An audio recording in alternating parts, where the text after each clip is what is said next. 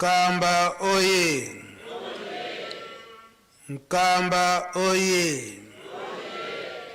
Nkamba oye!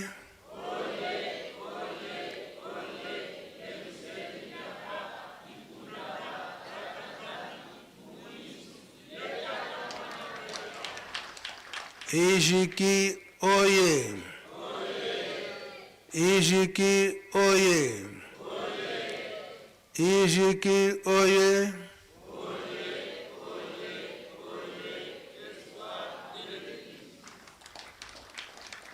Papa Simon Kimba Nkyangani oye!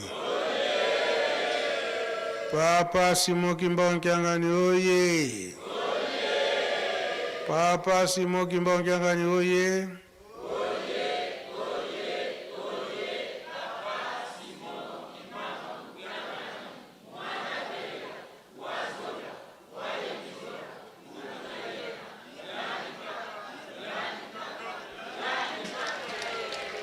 Kusimba, kumeka, yandikele,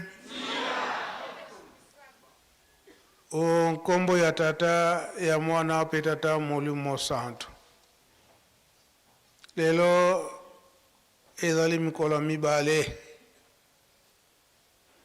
oyo biso nyonso bilenge toyebi ete ekozalaka mokolo na biso yambo koyoka mateyi ya batata na biso susu nini batata bazalaki na yango mpo na biso bajeune mpo tolobi yango malamu ete tozali nde avenir ya lingomba mpe batata basalaki te likambo yango baya kokangisa yango ndenge bafandaki na sanza mitano awa na nkamba Yelusalemi ya sika. Batata banda ebandeli na 1921 balakisi biso ntina nini oyo tata Simon Kimbangu ayokaki pasi asali 30 ans na prison pe ndenge nini tokoki kotambolela po ete mpasi oyo to ndenge tolobaka ya bakoko bamonaki ezala bisengo mpona biso yango ni na 5 mois nde basalaki basynthèse na makambo na bango nyonso soit na 1989 1989 wana bayebaki ete bakomi pene epo ete bakende kobunda etumba oyo tokolobaka ntango nyonso ete ya deuxième colonisation oyo bango balobaki ete ekoki kosalama te mpe ekoki kozala te donc oyo ezali ete ya molimo yango oyo tozalaki pene na recommandation ya bango moko balobaki ete mikolo ekoya bato na ntembe bakozala mingi batata balobaki boye te batata balobaki boye te esengelaki ete tozwa maloba na bango nyonso kobomba yango ntango lokola si ekoki mpona kobimisa yango soki tokotiaka yango wana epesa biso mayele ya kotambolela biso bajeune yango na mokolo na lelo tokobanda nanu na maloba ya papa Mfuma Mbanza papa Lialunga na Kyangani na ntina ya botongi Yelusalemi oyo ngai na yo lelo oyo toza kobunda na yango ndenge elobamaki banyama ya yauri bakoti na kati na lingomba oyo bazali ete bakoka kobungisa bana ya bilembo kasi na mateyi bana ya bilembo na ntango baza koteya biso tososela tozala mayele po ete tokoka kobunga te nsima tokosala programme oyo ezali tata molimo santu papa Simon Kimbangu Kiangani apesi na ntina na mokolo na lobi. Tolandaki mayema alekaki na Congo Brazzaville oyo ezali ete na misala minene oyo tata molimo santu azali kosala na nzota papa Simon Kimbangu Kiangani ete bamedaille epesamelaki. Nyonso wana bakopesa biso programme na programme wana yango nde tokosalela nde lobi. Yango po ete continue tokosenga nanu papa Sylvain waya kotangela biso programme ya lobi ekozalela ndenge nini. Mikolo eleki tolandaki maloba papa Mfuma Longo papa Dengenda Kuntima koloba ete makambo nyonso ekobandelaka na Brazzaville kasi eza na ntina yango tokoyoka nanu papa Sylvain na programme ya kopesa biso ya tokosalela lobi biso nyonso oyo bana nkamba lobi tozanga te bongo nde tokokontinue likambo na biso.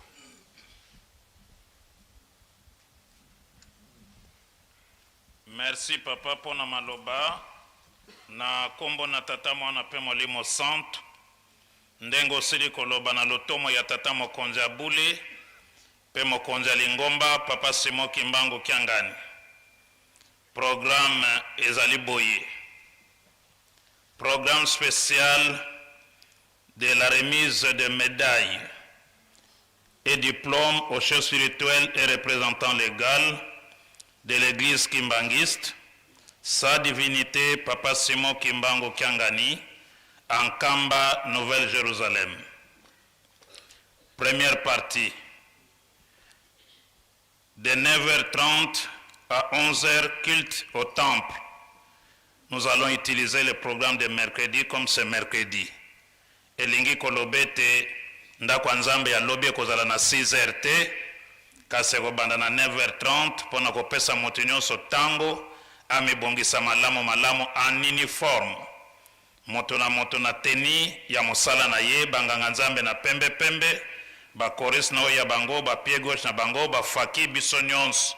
Donc lobi ezali événement monene lokito ezala makasi kuna makambe kokende mokuse banzembo ya milai te bakotangela biso psaume poto gagner tango po ekozala de 9h30 à 11h.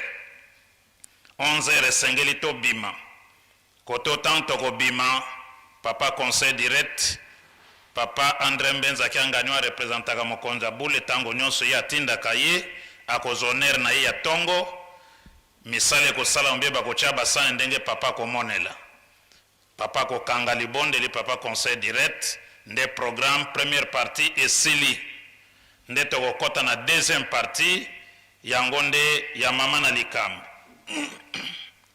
Deuxième partie, sortie du chef spirituel et représentant légal de l'église kimbangiste, sa divinité Papa Simon Kimbangu Kiangani, bien sûr de sa résidence officielle. Présentation du programme par les modérateurs. Mot du directeur de cabinet du chef spirituel et représentant légal. Mot du représentant du président délégué du collège exécutif national de la République du Congo. Lecture du discours du chef de l'État de la République du Congo par Papa Armel. Au discours, mokonzi mboka tangaki kuna tango apesaki Papa Médaille kuna na Brazzaville moto ayambaki yango Papa Président du collège ya Congo Brazzaville yango nde bakotanga même discours po ete bapesa diplôme yango to plutôt médaille yango epai ya Papa awa. Remise des médailles, trophées et diplômes au chef spirituel et représentant légal de l'église kimbangiste, sa divinité Papa Simon Kimbangu Kiangani, et présentation d'autres médailles, trophées et diplômes.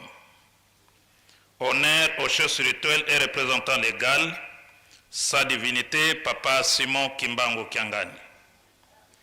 Message du chef spirituel de l'église kimbangiste, Yemogokaka Papa Simon Kimbangu Kiangani, prière finale, prise de photos et fin de la cérémonie.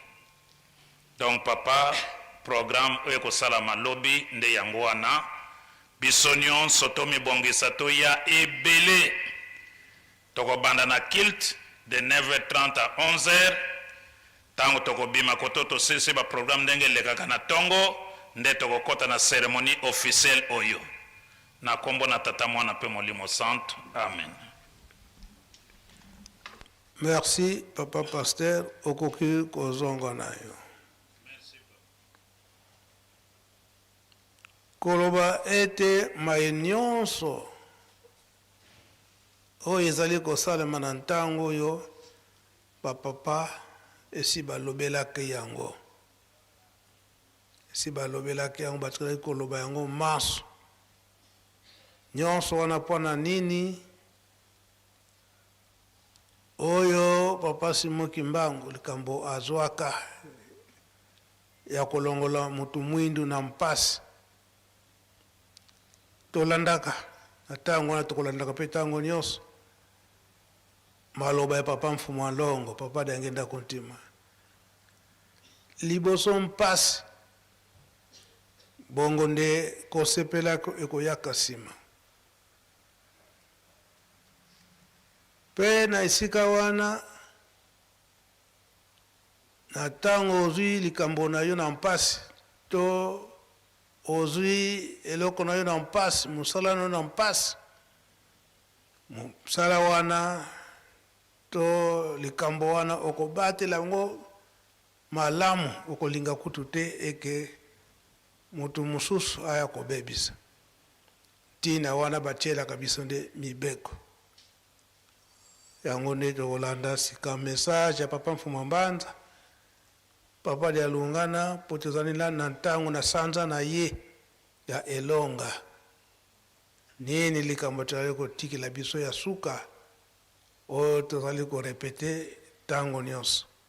Presse. Batata bamama matokozi nyumba ntango ila ntango ikufi kuna mbote tolanda programi mweto kuendelea pete tutakala himbani voka na mpasi kana wote mfumo wetu Yesu Kristo tulande tatasimani kimbangu una yani vo ndiona uzingala date mzambani ni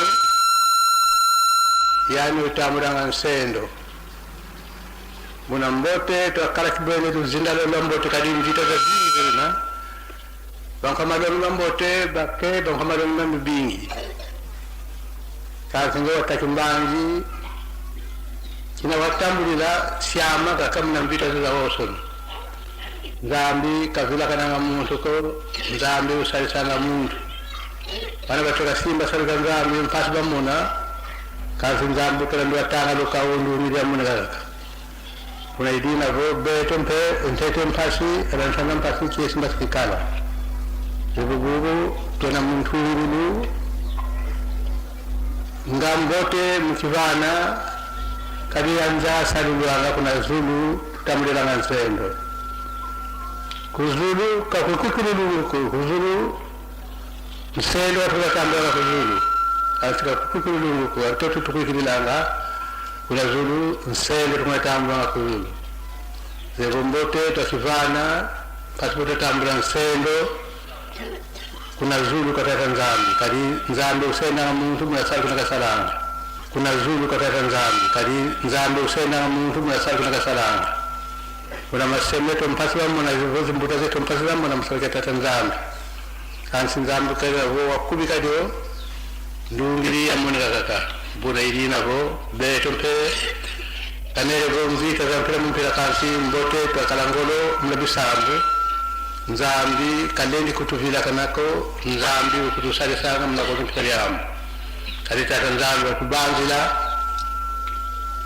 ndio nakasola mbeto yina yirugo ntuma mfumoto Yesu Kristo idina vo mbote takalangolo mnabisambu tukala zola kwa fwana votufikala ngwizani ya fwana tukabatata iba mama matoko izindumba kitantu kakinungi sana muntu ko kansi zola kupingisana muntu una imbote twakala munazola kumosi ngila imosi mpopa mosi ndi ata mosi idi amudi vuna mfuno buna idira go kumasi kuyila programu na yetu ya ntungulu kina ya kubonga vana kaka kamune kusenda ko kansi muntu kusenda tata nzambi nsambu zitusalilanga nsambu zitubakilanga nsambu zitubanga mawoso no kwa tata nzambi zitukanga idina go katumoni kigonga ko tukala luzolo lambote tukala mbano lambote ina ifati yangi dikatata nzambi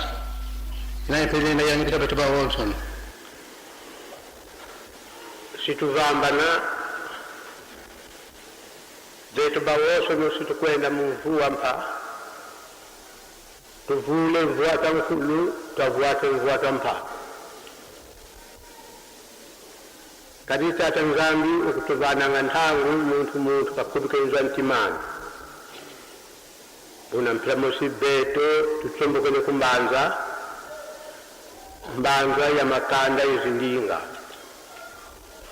iluzolo la tata nzambi la tabo buna idina vo tutombokanga kumbanza ngambote takalanga luzolo rumbandu ya mbote bubu tuwidi tukatatombokele tutawa tangulu yensasulu mama wosono matavana kwa beto mpasuta kala bakubama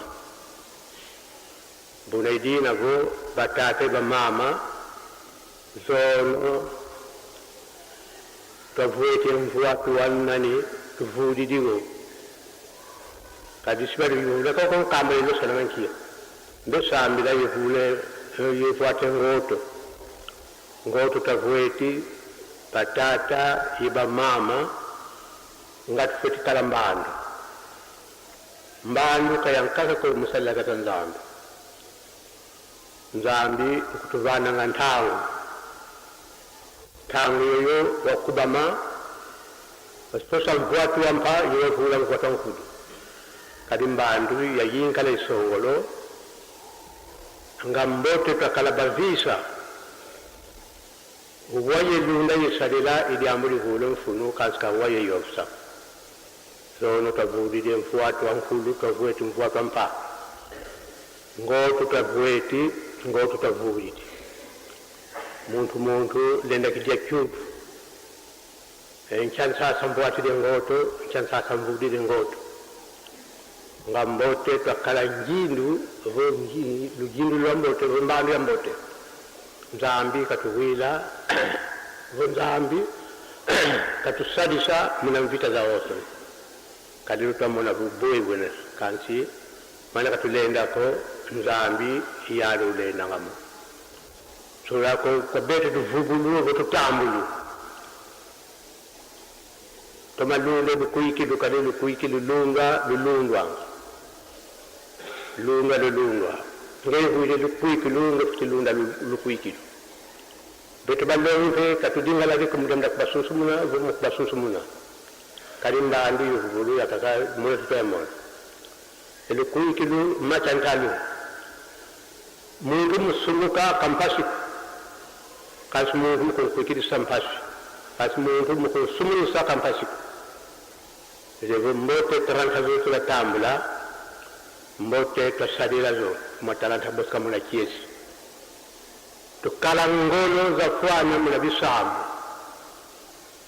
kadi amudia kakadeli na kufuluza kuvukondo kabisamu mvita za zingi zenena kansi ngambote takala ngolo muna bisamu imetena bakila nsundiki nzambi kavila kananga muntu ko nzambi kusalisanga muntu tukala mpendo zuri la moto musabila tata nzambi tumakala beni zuri la moto musabila tata nzambi mission mena yetu betu tuya kuntwala ngambote tukala zuri la moto mubisalu muntu ngulu yeme nsalulu butulu kuntwala ngapotikala ngolo za fwana musonga mbandu kansubo kutakusonga mbandu ko bantu bakabale kuyangalala ebo batata iba mama muntu antoto kafikirira kuna zulu senge tukuna tambula kuna zulu kakusalulwanga kuna zulu nsende kuna tambula kanti munakoloka zinga munza ikiofusoso mwela lukuikilu ikiofutusalila nzambi tangu bifwana nsende sutambula puna batate bamama beno luenda kyambote betu twasala kyambote kansi katuvilazanako tufuti sambazana kadi mamingi mampasimela yetu kansi vuketo vimba muyani katanzambe moyo yani tubundile vuvude la kusadila okutusadisa muna mpita za onso bana mpata kwikule nchinsa mitomezalu za kukamba mpasizana yetu mpasizana yetu kukamba konso lumbuka zanga tata nzambi pimpa ye muyini bantu kuiza bakuizanga Bosi mpepetu bawoso no nakaya kukamba zola bazola kati baka bazola ngoko kansi tu bulembe nuwa tunungu ntamaza unwa tamaza unwa ngambi watanga nukaulu nuka betu bawoso no nusa tambula makanda manza o yisu kunu vula kasaka mivila kanako katerida makanda kada kanda di musikobe ya makanda bakuzitomo ko kumbanza yi babingi basusanga nzila ya bakwata di kansi nzila kabakanga yo kansi wulu gure bakile nzila ngafoti mona kiesi kansi kulwaka ko kimpa ka kimpa yembe katerida makanda mbote tutombo kanga kumbanza muthangu ngona bifana bilimu bifana tombo kale kumbanza yamla kumbanza tena tokutela mama mbanza kansi bulwaka kutakuzola kala kumbanza kunshambi embe mbanza betu bawoso tufuti atomesa mbanza betu bawoso tufuti atomesa kabantu bakakako betu babakala yebakento yebatoko yezindumba kadi kailu tatambula kawa muntu musiko kailu wanzamvime batate bamama kena kwa mjaka mama kakako bana bebasadulwa mundo finsinsa bakutuikidi satura mulongo kadi motu kambile banzenze motu sumbile piteloya nzenze mpika zikonda ngako zewidina vo tukalangolo mubisambu lwenda kyambote betu tasala kyambote kansi katuvila kanako bisambu tusangolo lusangolo tusangolo nzambi kalendi kutuyambulako kadi laude linene katutanji laude do dia nzambi tukala ye maloni mambote tukala ye ngwilu zambote tukala ye ngwilu zambote nzambi katumanga chitatu ko zola katumanga tuna tufokole mkumbase yumwana belela amen abanza tolobela kilika mbongo amikoleleki kamba papa mfuma mbanza insistance tango tokokombaka na Yerusalemi ezali mabondeli pe misala ya Yerusalemi botongi ya Yerusalemi bouyisidi mu Yerusalemi kimpa ka ukimpa kimpa disongele bonsugwelo papa de la film do ki kongon alali kimpa ka si ukimpa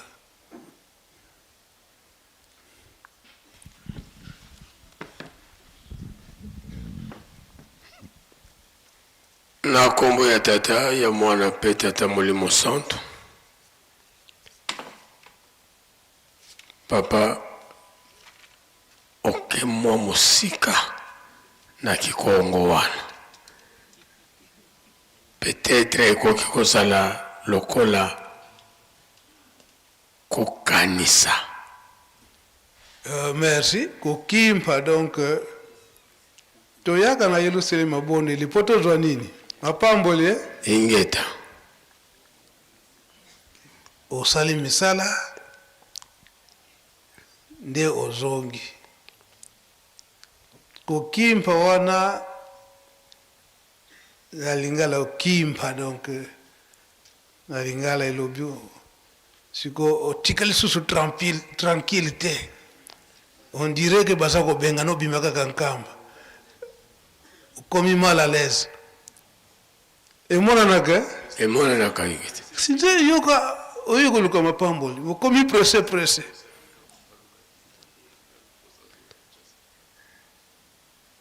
Yoko kimba nde yangwana. Fia okili papa. Donc oye na Yerusalemi po ozwa.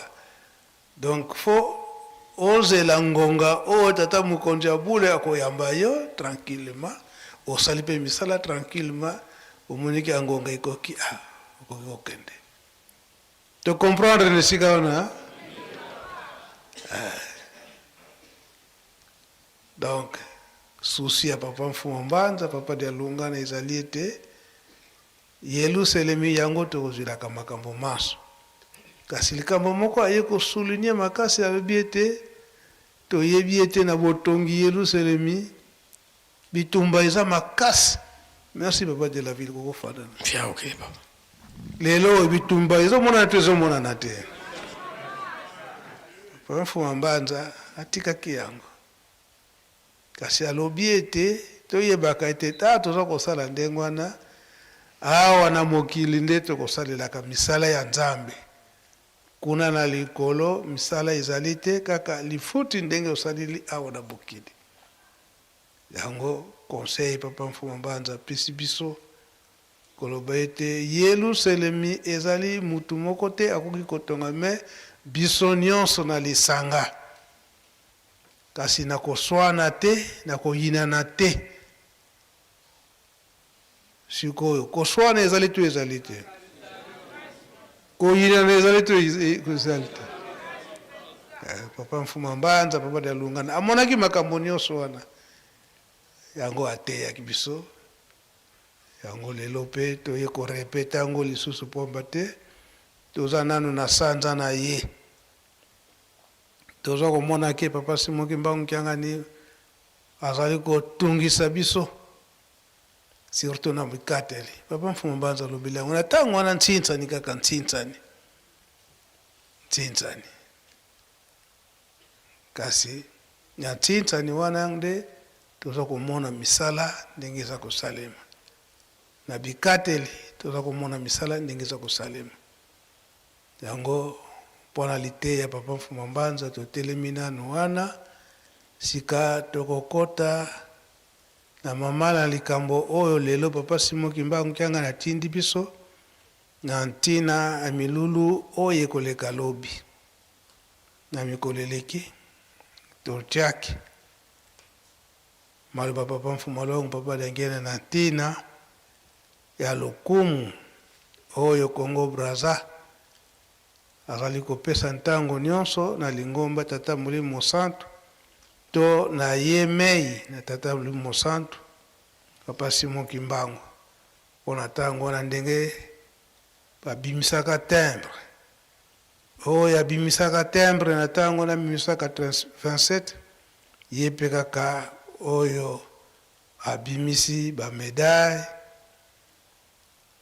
oyo ekomona na lobi makambo akala yango kaka ezokozonga yango yambo tobenga bapapa Pasteur papa Elebe papa De Gaulle papa Sylvens boleka liboso mpe tozotia introduction ya papa mfumo longo papa Dengenda ndenge alobelaki makambo ya Brazzaville ndenge baza kokumisa tata Molimo Santu papa Simoki Mbangu na lingomba naye presse kasi sikatsikawa ndenge tata alobaki ete bana na ngai obosana te makambo manso liboso Brazzaville likambo nini oyo toujours Brazzaville porque ayibaki likambo na ye lelo makambo manso mabimi yawa liboso na Brazza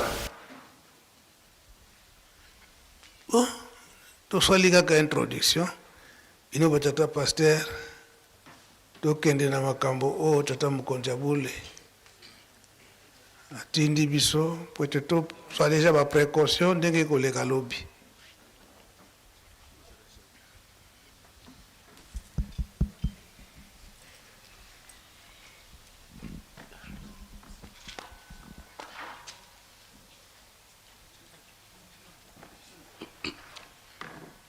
Na kombo ya tata ya mwana pe tata Molimo Centre.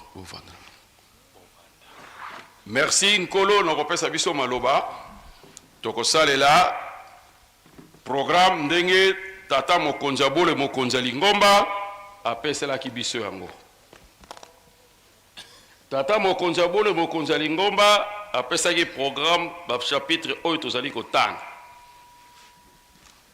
Chapitre liboso tokotanga Luc chapitre 17 versets 11 à 19. Luc 17, 11 à 19. Yabi Balé, 2 Corinthiens chapitre 8 versets 1 à 9. 2 Corinthiens chapitre 8 versets 1 à 9, toko sauter na 20 à 21. Na komba tata mwana pe tata Molimo Centre. Etang Elizali Bouye, na Luc chapitre 17, verset 11 à 19. Totangi Bouye. Yesu abikisi batuzomi ya maladi ya maba. Lokola Yesu azalaki kokende na Yerusalemi, aleki na katikati ya region ya Samarie na Galilée. Tango alingaki kokota na mboka moko, batu zomi oyo bazalaki na maladi ya maba bayei mpo bakutana na ye, batelemi mwa mosika mpe babandi kobelela, motei Yesu, yokela biso mawa. Yesu amoni bango mpe alobi, bokende komilakisa epai ya banganga Nzambe mpo batala nzoto na bino. Ntango bazalaki kokende babiki. Moko na kati na bango awa amoni ete abiki, abandi kokumisa Nzambe makasi mpe ayei kozonga epai ya Yesu. Afukameli Yesu mpe apesi ye merci. Nzokande moto wana azalaki moto ya Samaria. Bongo Yesu alobi, bango nyonso zomi te bazalaki, bango nyonso zomi te bato babiki, wapi bato libwa mosusu. Bobele mopaya oyo nde moto azongi mpona kopesa Nzambe merci. Na sima Yesu alobi na ye, telema, kende, bondimi na yo ebikisi yo. Na komo na tata la mwana pe tata Molimo Centre. Toke na ba Korinto ya mibale mokabo ya mwambe nzela ya liboso kino zomi na moko. Nzela ya liboso kino libwa. 2 Corinthiens chapitre 8 verset 1 à 9. Totangi boye na komba tata mwana pe tata Molimo Centre. Kosalisa bandeko ya Yerusalemi. Bandeko, nalingi koyebisa bino ndenge Nzambe alakisaki bolamu na ye epai ya ba eklesia ya Macedone. Bato ya kuna bazalaki komona pasi mpe bazalaki kokelela. Kasi ata bongo batondaki na esengo. Yango wana babandaki kokaba mingi ya solo. Namoni ete bapesaki oyo ekokaki na bango. Kutu balekisaki. Mpo bango moko balingaki ndenge wana. Babondelaki biso na molende nyonso ete topesa bango nzela ya kosangana na biso mpona kosalisa bato ya Nzambe ya mboka Yerusalemi. Tokanisaki te ete bakoki kosala ndenge wana. Nzokande Nzambe asali ete babipesa liboso na Nkolo Yesu, bongo sima babipesa na biso. Boye tosengaki Tito aya kosalisa bango mpo basilisa mosala ya bolingo oyo ye abandaki. Bosi bokoki na makambo nyonso, bokoli na bondimi pe na mayele, boyebi kosakola basekele ya Nzambe, botondi na molende mpe na bolingo oyo bozali kolakisa epai na biso. Bongo bokoka mpe na mosala oyo ya bolingo. Nazali kopesa bino motindo te, kasi nayebisi bino ndenge bato mosusu batie molende mpona kosalisa baninga, mpo balakisa ete bolingo na bino ezali ya solo. Pamba te boyebi bolamu ya nkolo na biso Yesu Kristo. Ye azalaki na bomengo nyonso, kasi akomaki kokelela mpona bino, na ntina ete bozwa bomengo mpona kokelela na ye. Tokiti na verset 20 à 21. Tozali kosala nyonso mpo bato batonga biso te, na ndenge tozali kosalela mosolo ebele. Tozali koluka kosala makambo ya malamu na miso ya nkolo mpe na miso ya bato. Tolingi bango na ndeko na biso mosusu. Mbala mingi tozali komona ete azali na molende penza na makambo nyonso. Sikoyo akomi molende mingi koleka mpo azali kotiela bino motema. Na kombo na Tata na Mwana mpe Tata Molimo Santo. Na kombo na Tata na Mwana mpe Tata Molimo Santo, tosili kotanga mikanda mibale na lotomo ya Papa Mfuma Longo ndenga tindi yango epai na Papa Mfuma Mbanza. Tomoni kuna tokozongela texte mobimba te parce que totangi yango na Lingala. Tomoni kuna mama na likambo ezali kuna reconnaissance to bozongisi matondi na likambo monene oyo nkolo Yesu asalaki na mboka ya Galilei esika azali kotambola. Bato bazomi bazaki na maladi ya mbala bagangi parce que bato na tango na boyo bazaki na maladi ya mbala bamonanaki bato na mbindo bazaka kofanda na kati na mboka te, bazaka kozala libanda ya mboka. Tango bamoni nkolo nde bagangaki, ndo nkolo atelemi ayoki bango mawa, nde apesi bango mitindu. Bokende epai na banganga nzambe, bokende komilakisa po batala situation na bino. Nzonga dezali kaka na ntina na botosi, kaka tango babandi kokende na nzela bango zomi, bamitala boye babiki, mbala esili, babandi kosepela. Libwa, bapoti mbango bake kosepela lokola bakomi bato bakoti na mboka bakende bake kosala biyenga na bango. Me moko kaka mopaya ya Samaria, mutu ya Samaria azongaki ete na koki okende ndengo na tefuna zonga na nkolo pote yende mutu asalisi ngai. Alors tango akomi nkolo atali ye. Oh, bebo zalaki batu zomi ozongi yo moko ndenge bongo libwa bake wapi. Yango tolobele reconnaissance na verset 15 na verset 16. Yango na batata ba mama kozongisa botondo ezali ka monene.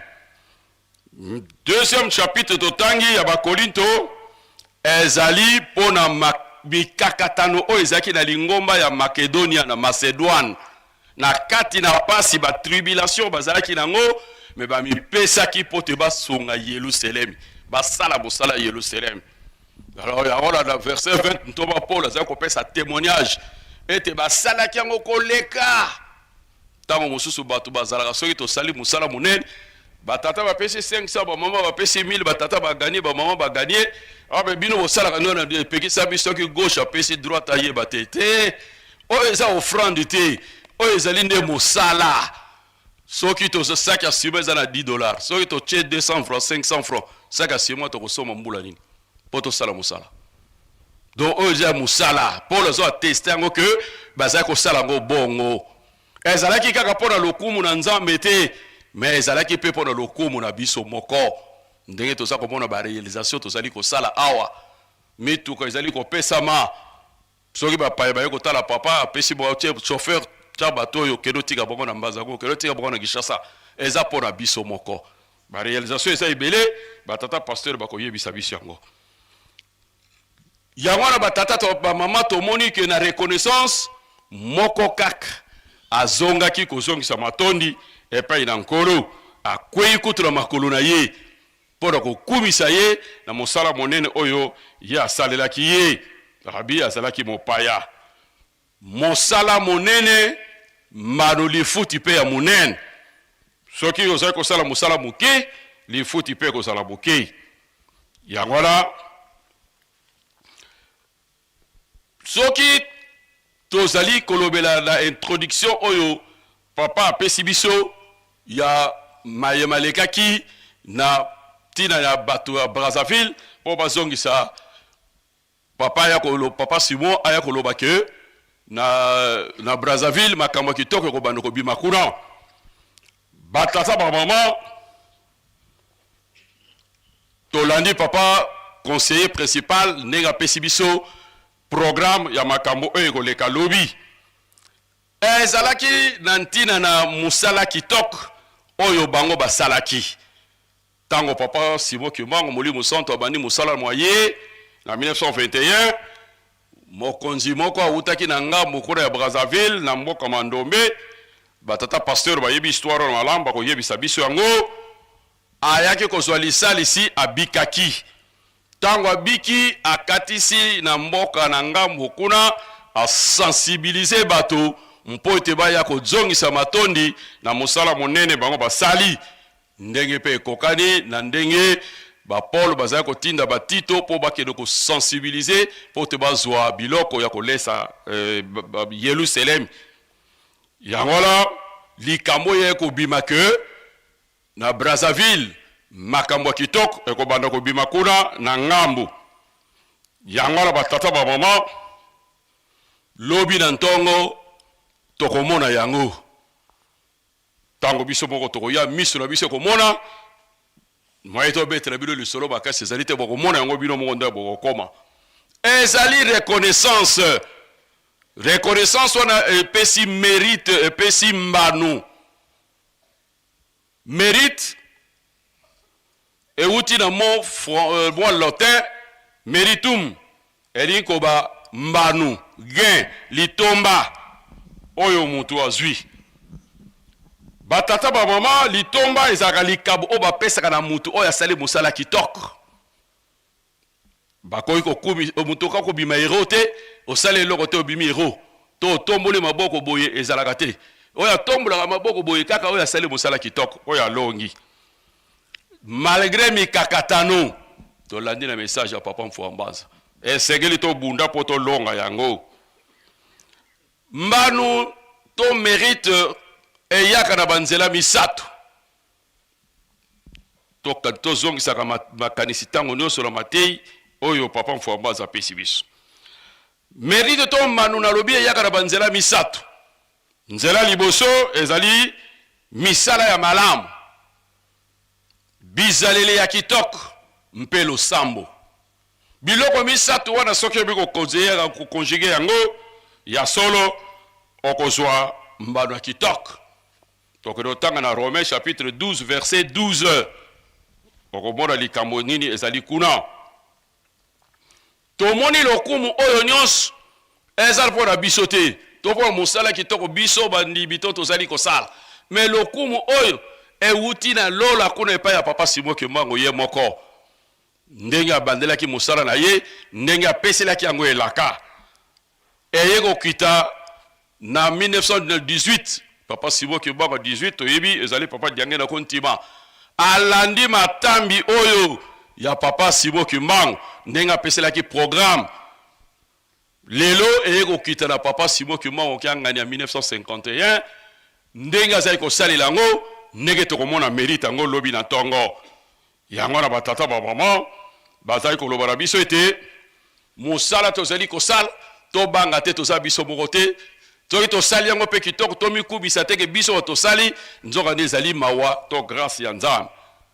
Ephésiens chapitre 2 verset 8 à 9.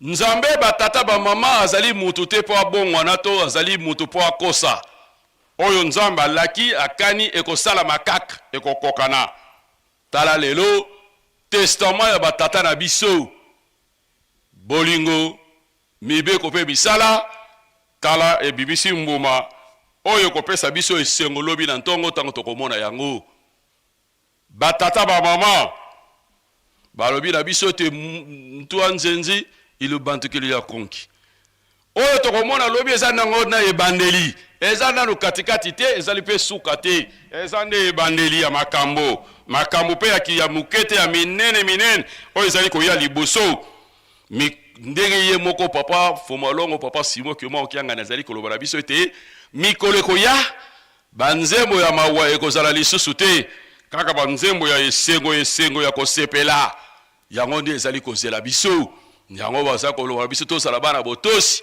tosembola etamboli na biso pote ya minene eza ya liboso tozanga yango te mpe mpasi eza liboso tokokozwa yango te na mona silisa na liloba liloba moko mpona bandeko ya Brazzaville liloba oyo papa Simo Kimbanga alobaki ete makambo ya kitoko ekobanda na Brazzaville ezalaki profesi esengeli lelo na maye oyo bakosala lobi bango bandeko na ngambo baye elamusa mayele na bango bayekula pona nini papa Simo Kimbanga alobaki ndenge wana nini abombaki na kati mayele na ye makanisi na ye ezalaki koyebisa bango ete bandeko kuna na Brazza soki bakozala na botosi soki bakozala na kotindama soki bakozala bato ya koyoka ya solo bakosala misala minene donc progrès monene kozala na bango ekouta na lingomba mpe kokota na kati na mokili elikia esengeli bazala na yango ekopesa esengo na mokili mobimba parce que papa alobaki ete maye nyonso ozosala kuna na nkozulu mpe bisika na bisika ekolesa mokili mobimba baye bazali kolia biloko eza kobima na nkozulu eza kaka bakimangisi te eza kaka mpe baafrike te parce que même bafrançais oyo baza na kati ya Brazzaville baza kolia biloko wana donc déjà mokili mobimba baza kolia biloko oyo papa alobaki na bango yango wana boyokani esengani malamu na bandeko kuna bokanga likambo boexploite yango bobebisa yango te mpo ete ekopesa tombwa na kati na mokili mobimba soki surtout eke tokolanda matei borientation ya papa Simo Kimbanga kiangani Molimo Centre ekopesa biso esengo ndenge Esaïe chapitre 1 verset 19 à 20 eza koloba ete soki bokozala bana botosi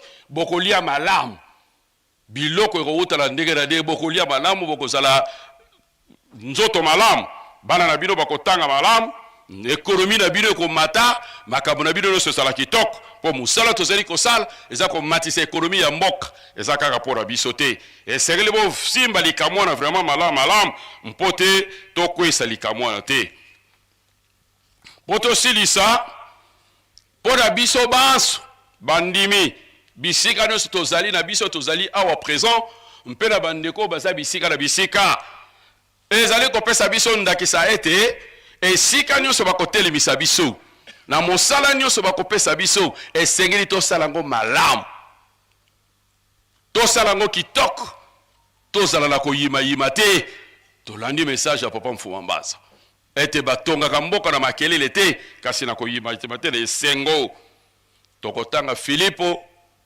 chapitre 4 verset 8 à 9 ete manso eza ya kitoko oyo eza ya esengo eza ya lokumu ezala mpenza makanisi mpenza na kati na nzoto na biso maye tomonaki na batata na biso maye toyokaki na batata na biso yango ezala ndakisa bisika nyonso tokokende eza te awa tozali bandimi soki tokeya ailleurs tokomi bapakano mondimi azalaka caméléon te achangeaka couleur te mondimi akotikala mondimi ata eloko yango esali epasi yango wana papa Diangere ezali koloba oyo asalaka ntina nini ye asalelaka Ecclésiaste chapitre 3 verset 9 à 10 oyo asalaka ntina nini ye asalaka motuna naza kotuna biso ngo ntango nyonso tolandi sikoyo papa Mfuma Mbaza alobi ntina nini tolataki sak mpe ntina nini tolongolaki yango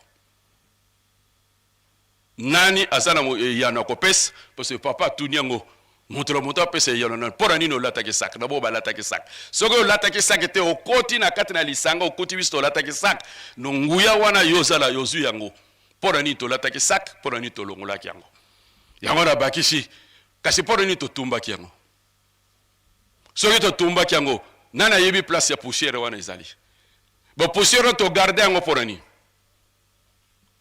parce que eza likambo na nzambe tolataki saki mpona nini tolongolaki yango mpona nini totumbaki yango mpona nini togarde yango mpona nini yango na batata bamama eseke na biso toyeba ntina yango ekosunga biso soki toyebi ntina te ekozala na biso mpasi na mokolo wana lala okanisa mpona nini tolataki saki mpona nini totumbaki yango mpona nini tolongolaki mpona nini totumbaki mpo totumbaki togarde poussière wana pour quel intérêt tokolia yango etumbami mpona nini egardami mpona nini nkolo na menge na kotelema mwana atiki esika na batata pasteur mpo te bakota na profondeur ya likambo ya mosusu Papa elebe.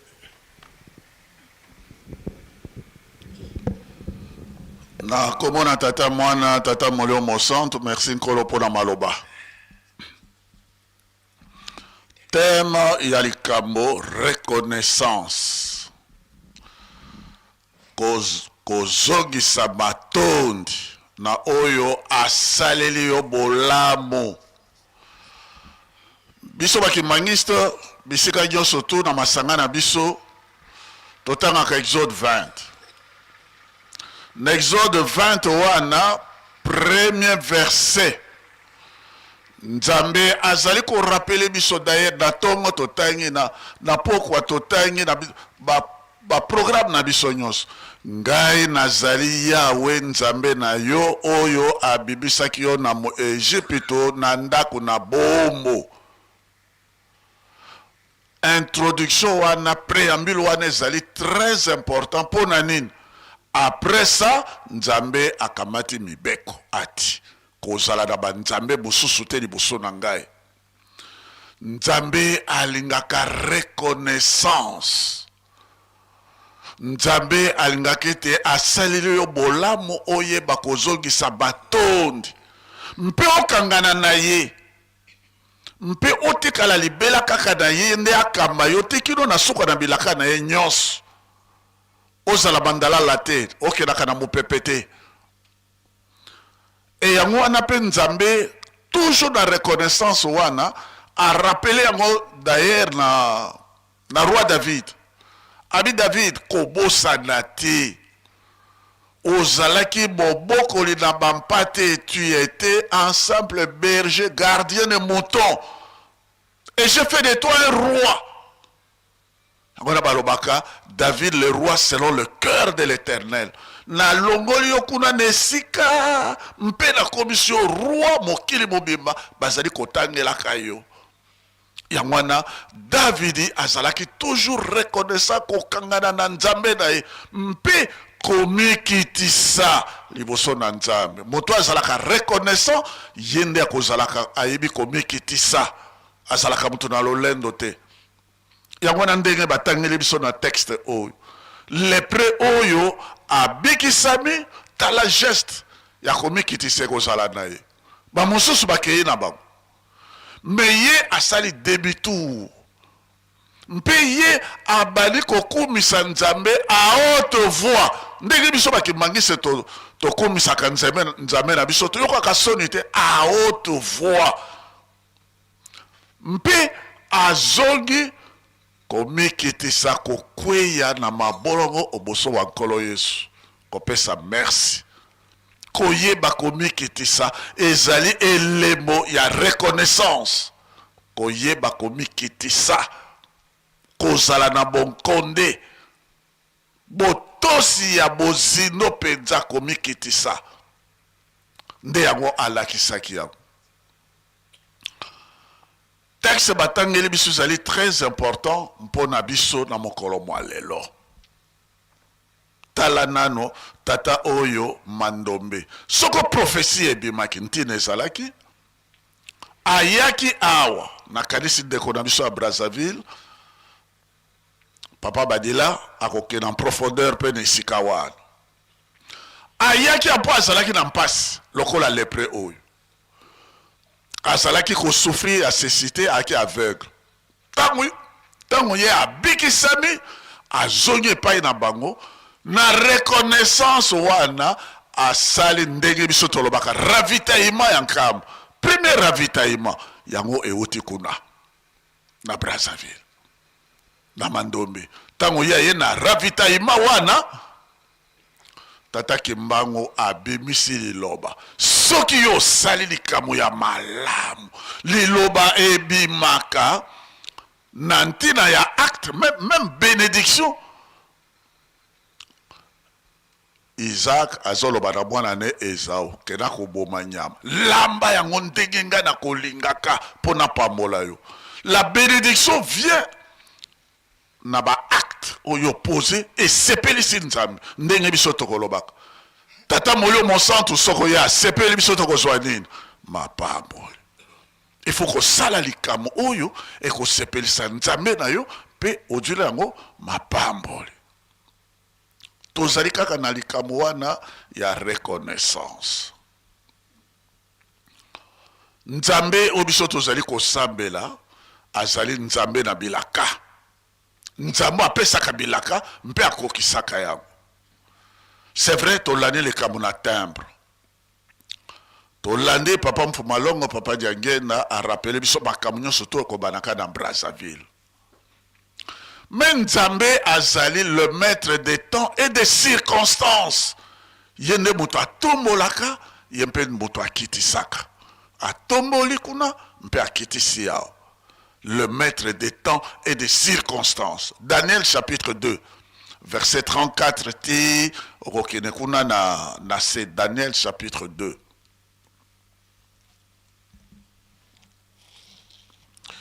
Daniel chapitre 2, 34 à 35. Nzambe alakisi ete likambo na ye oyo biso tolandi awa makambo nyonso ekobanda kuna na Brazza maintenant ezali kolakisama na Bible ezali esika nini. Biso tozali lingombo ezali ba fantaisie te ka mutu alobi non likambo eza na kati na mokana na Nzambe. Et l'obamiete, la grande statue de Nabucodonosor. Pierre oye utaki na montagne et keko frappé esika ya likolo. Tango frappé likolo, changement oyo nyonso koya na kati na mokili mobimba. Na tina na bolamo ya moto yo azali na esika nde bazali koloba liko makolo. Changement wana Nzambe ne mutu akoperaka yango. Yende mutu akosalaka yango.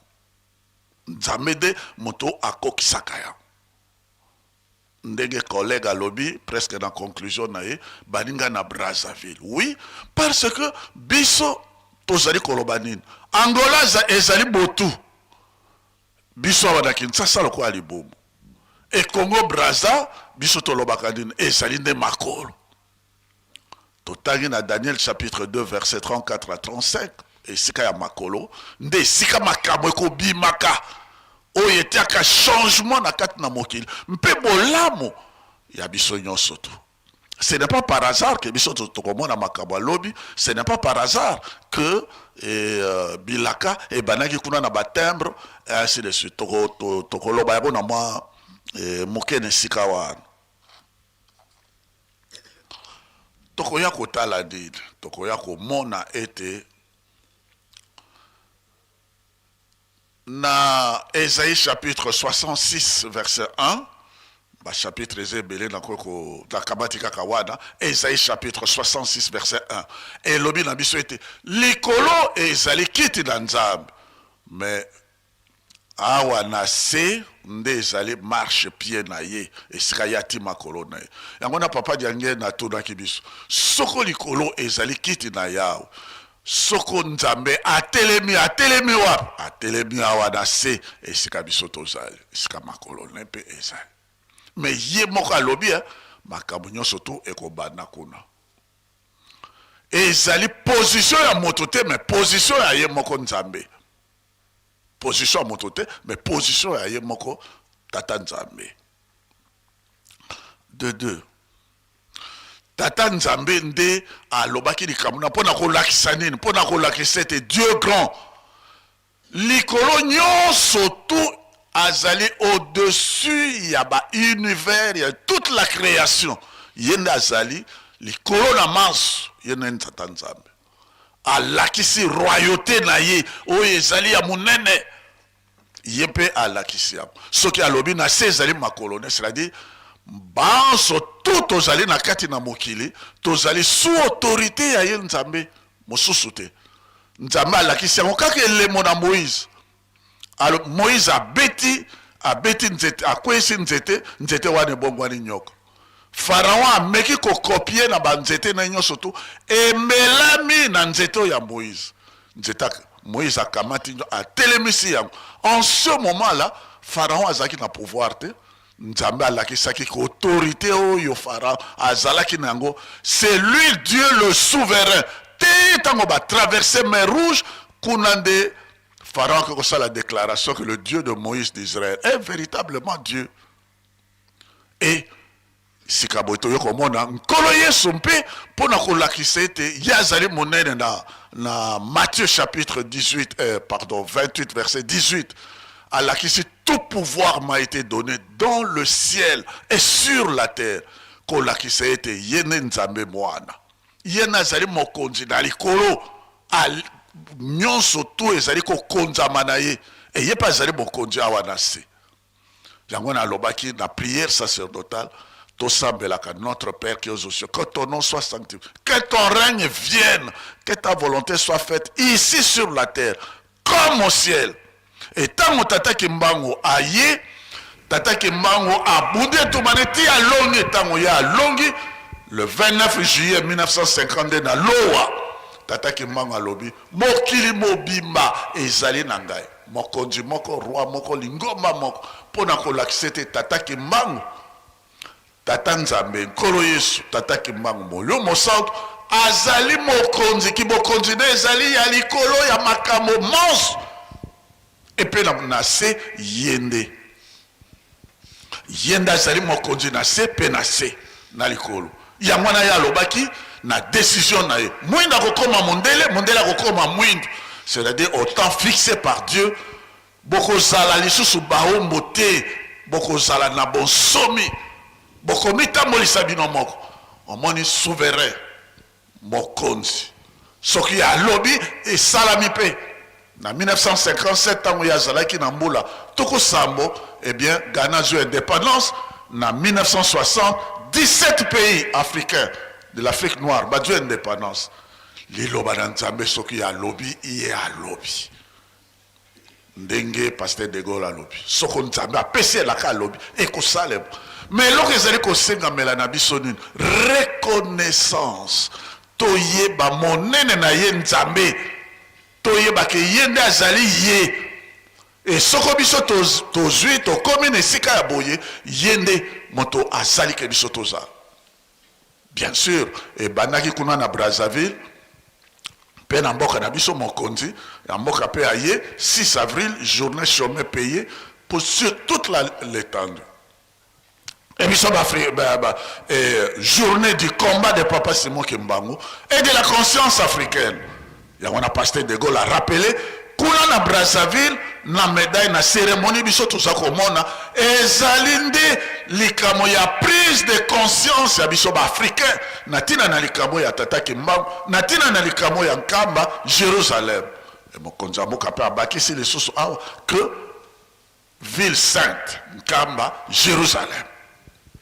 Tozomeli pona kosilisa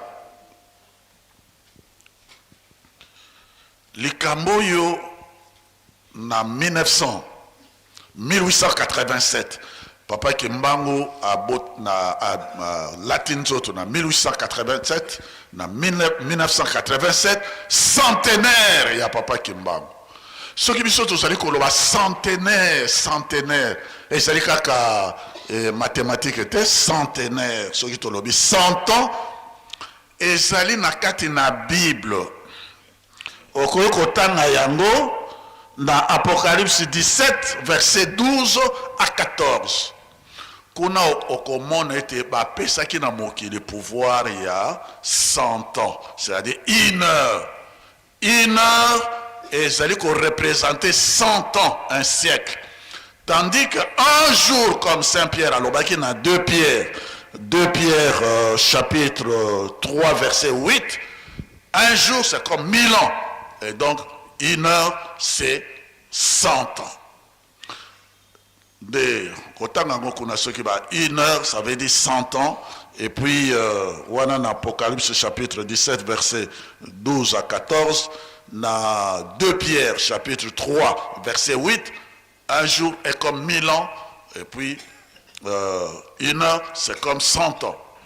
Tango papa Kimbango a kokisi mibu nkama, en ce moment-là, qu'il est bougé. À partir d'où? À partir de Brazzaville.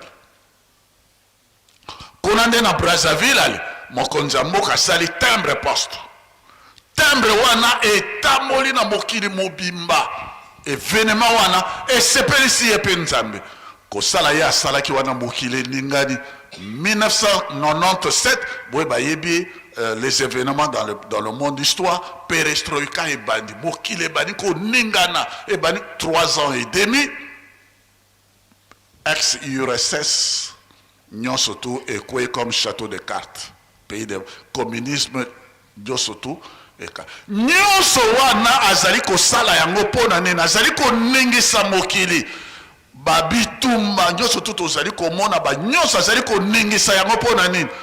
Poète moto mwindo azonga na esika na ye ya yambo, et puis deuxième colonisation ezalate pona bolamu na biso. Mais tumawana tata Kimbangu azali ko bunda, et tumawana tata Kisolokele tata Dialunga na tata Diange na bango misatu bazali kaka ye tata Kimbangu.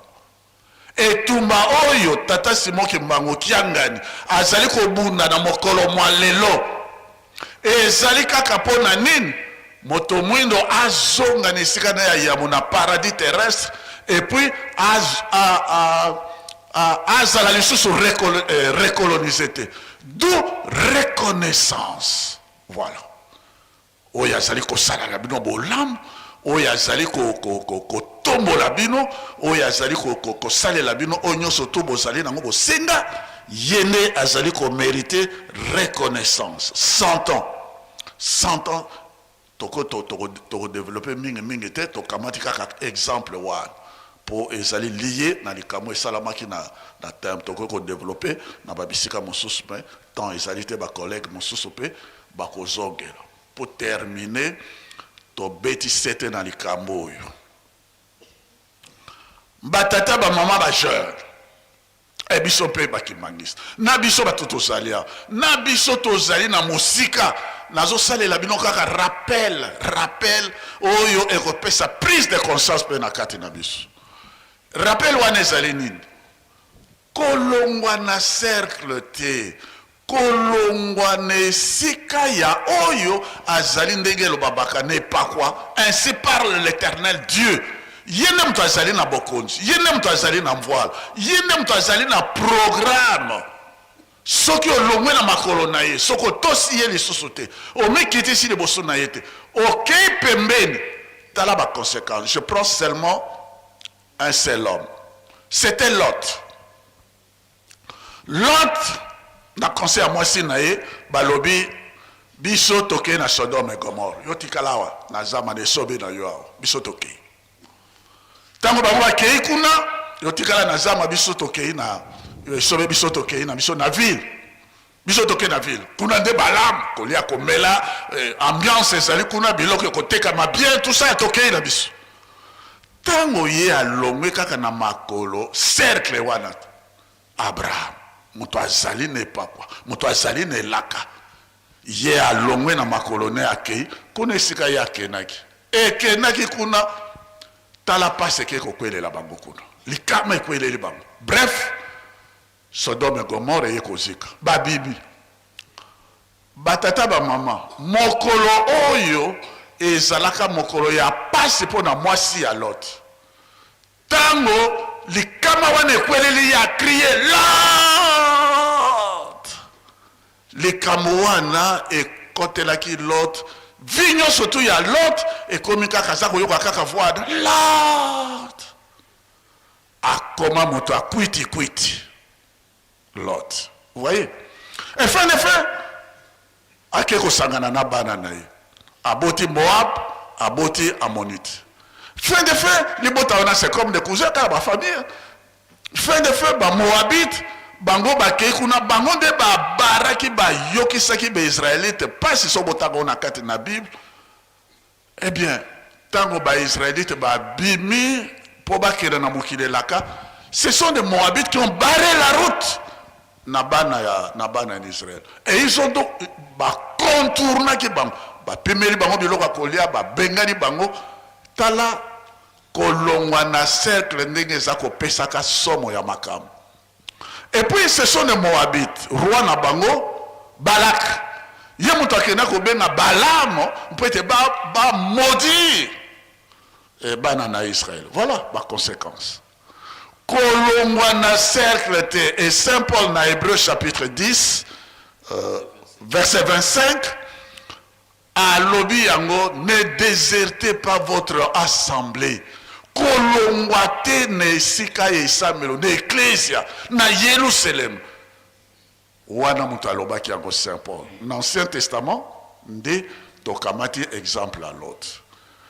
Moto soko yo longwe na makolo ya oyo azali na elaka alobi na kobotama na 1918 boye balongwaki pene na ye passe na kobotama na 1950 alpha et omega oyo azali na biso elongo soko longwe na makolo na ye olongwe oyebi lisusu komema mpo kotosa ye te komikitisa na ye te okei pembeni tala ndenge antichrist tala pase ekokenda kobota makuna na libota ya Moabite na ya Ammonite bakomaki banguna ya bana ya Israël bakufa lelo lobi musika. Voilà. Et kuna pe Satan ake kokotela bango makasi mpase kotaki etomba de génération en génération.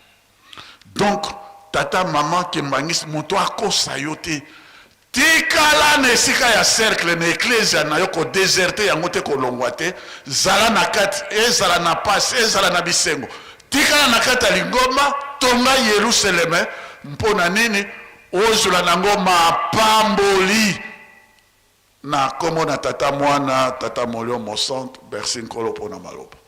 Merci papa. Papa libre. Merci Papa Songanzila. Merci ba collègue. Ba tata na ba maman ndenge papa asengli bisango.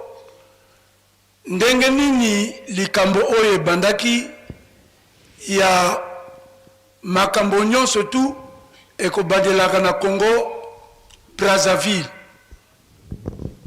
Na kosala kaka mwa bref historique pour natango. Batata na ba mama tangu tata Simoki Mbangu abandi mosala awa na Nkamba. Papa Mandombi Manfuma kombo na ye azalaki na neveu na ye papa Mafuta Paul azalaki diacre na awa na Ngombe Lutete. Maintenant tangu ayokaki makambo ndenge papa Simoki Mbangu azola la musabibembe awa akeko loba na noko na ye azalaki mokonzi mboka chef de terre banda, donc azalaki commandé 7 villages, donc azalaki village ki Ngoma, Suki, Nkandu, Kilanga, Mbanza Vulu, Bela na Jeto. Donc ba mboka nyonso tu wana yem azalaka mokonzi. Mais tellement que pe mokonzi yango azalaki kosala bakisi mingi yango wana misu eyaki kokufa ye. Neveu na ye akekuna ayebisi ye. Tango ayebisi ye kuna ngunza abimi kuna azosalisaka bato. Tokende kuna peut-être la kosalisa yo. Ye pa boyaki te bazwaki biloko bayaki awa na Nkamba. Tango bayeko koma awa tata Simoki Mbangu asalisi ye. Tango asalisi ye misu emoni alobi eki Mbangu tokodiena tokodiari bote diena tata ki Mbangu ngana lingi musala oyo eye epai na ngai omoni maintenant sika tata ki Mbangu alobaki na yeke makambu nyonso tu ya lingomba oyo ekobandaka na lero wana baza kobenga ngo Congo français.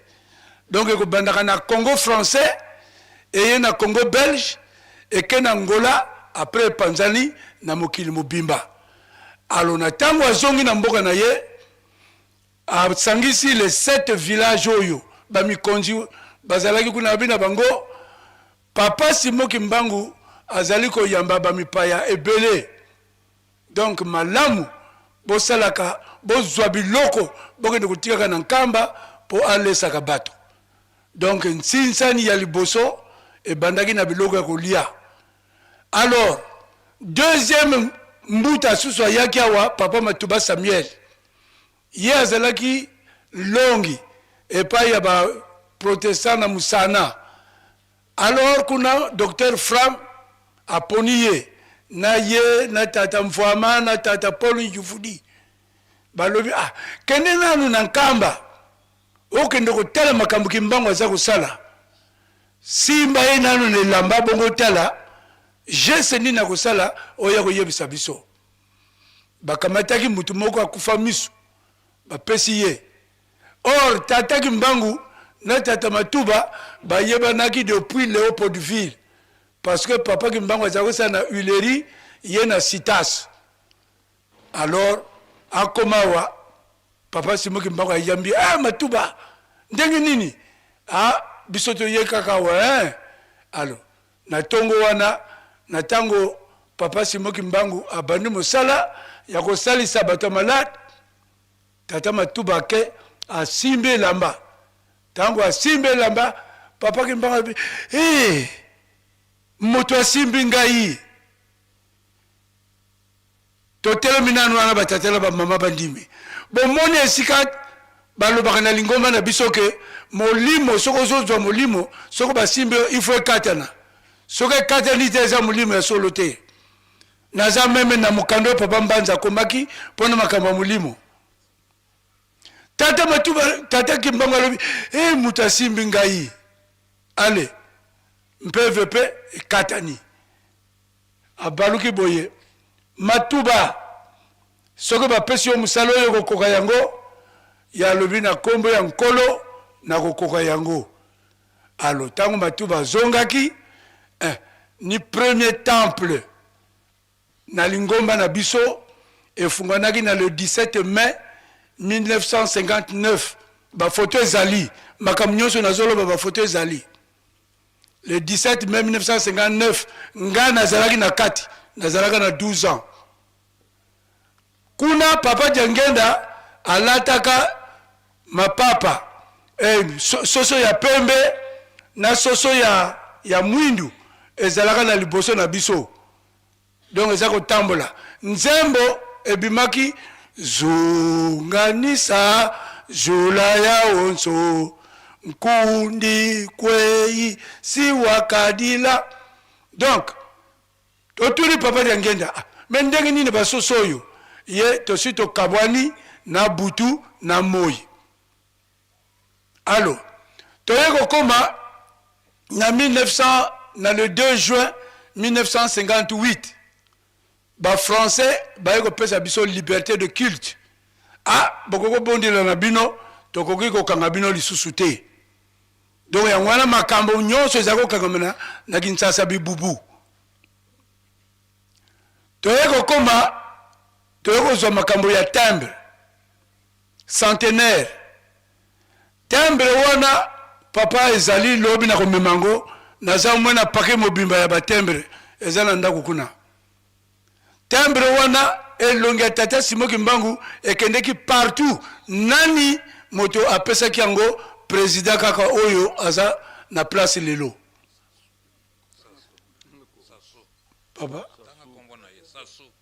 Papa président Denis Sassou Nguesso ngape nazalaki protocole na ye pendant 17 ans.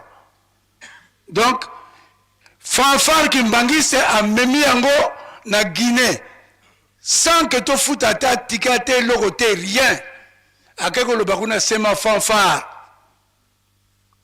Alors atindaki mosi na ye akende kozela Papa Jangenda na Talangai ni kuna na Talangai kombo ya prophète elongwaki eyaki maintenant kombo ya envoyé spécial.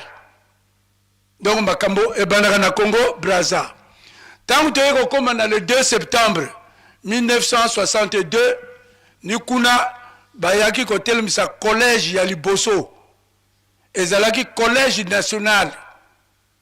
Donc, ordination, bataki ba maboko boy lobi papa, soki lere ko zala ke nikosa sa ba photo ngo zela minene pour que tu tchango na musée.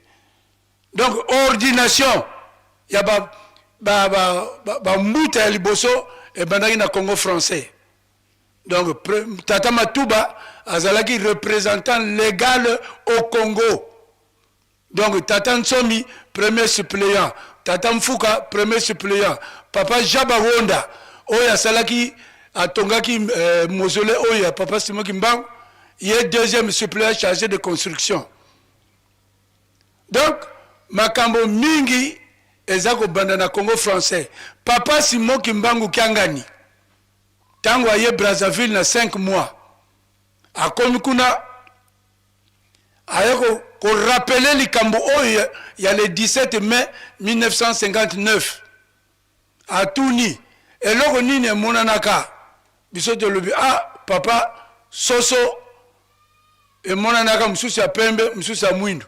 Alors asali miracle tala soso na yo yango wana. Ba soso ezotamble na plateau de 15 ans visa comme ça. Donc histoire na biso lingomba eza histoire vérifiable. Et histoire moko ya kitoko. Papa Simon Kimbangu Kiangani na Congo Brazzaville ni kuna bandela kike lingomba ezongi a 0. Tozongi si lingomba a 0. Awa tozali awa biso nyonso tu tozaka kana ntanda. Moni wapi na Congo Brazza. Na 1961 tosalaka tournée ya Liboso papa Diangenda vankene na Israël ayaka na Congo Brazzaville asali tournée esili tango azongi ake na Israël. Na 1960 tango kora papa Simon Kimbangu eyake na Matarimayo bato oyo basimbaki yango kaka bato ya Congo Brazzaville tango esili kaka paf ale koro wana ba memiango na nkamba le reste ya bato baya ko simbilango awa. Donc makambo ebandaka na Congo français ndenge papa Kimbangu ayebisaki yango na papa Mandombe Manfuma.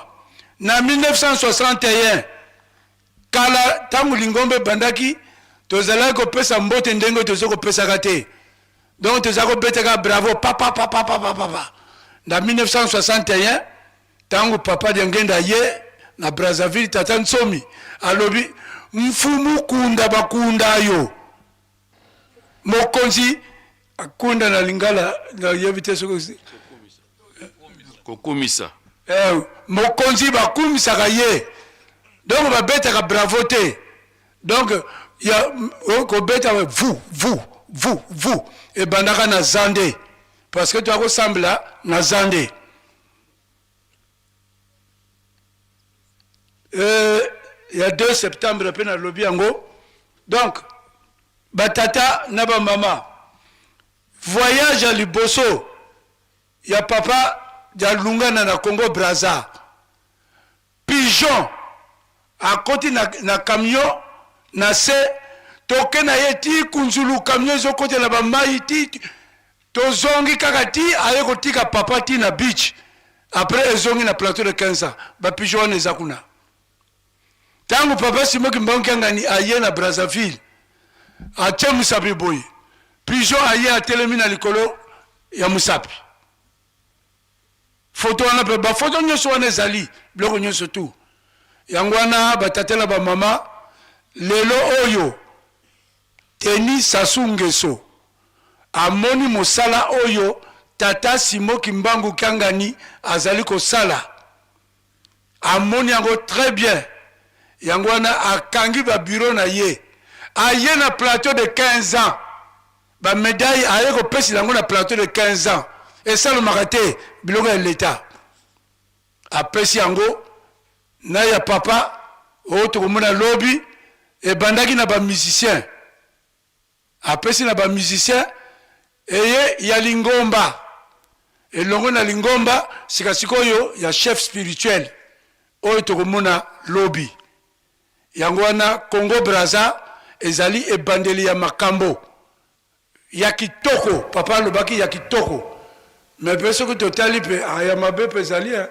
parce que Satan akweyelaki kuna Kimbangisi oye ah oui foto olobaka ka papa limsaka Satan akweyelaki kuna dikosi na ye kweyaki kuna na bela na biso na papa ya ngenda tokendeki kuna na 1967 date wana na kopesa binango lobi bien bon na kunzulu nyoka oyo akosaki Adam na Eve akendeki kobomba makuna donc nzete wana bakataka ngo kuna wana ni mwa makambo moko ya mbilinga mendenge papa alobi kuna makolo ezali na Congo Brazzaville soki ko telema donc papa akotelema na wapi na Congo Brazza tozwa tango papa nsonga nzila ye na Brazzaville chauffeur ya bus un nom Kimbangisi ye moko soki nini ezwi ye alobi ke nkolo Yesu aye aza na plateau de 15 ans est-ce que na kati ya bus oyo bakimbangisi bazali te papa ayaki mpo na koya kozwa nzoto ya papa book oyo atikaka biso donc biso tozali malheureux te yango wana papa Diangenda alobaki tosalaka barecherche ngai ntango nasali barecherche namoni ke tata Simoki Mbangu asa azongi mbala misato papa Simoki Mbangu ya 1887 papa Simoki Mbangu ya 1918 kombo na ye papa Diangenda et papa Simoki Mbangu Kiangani azongisi kombo na ye soki totali mpe nkolo Yesu aye mpe mbala ya misato na bayuda ayaki e awa aye na kombo ya papa dia lunga na Kiangani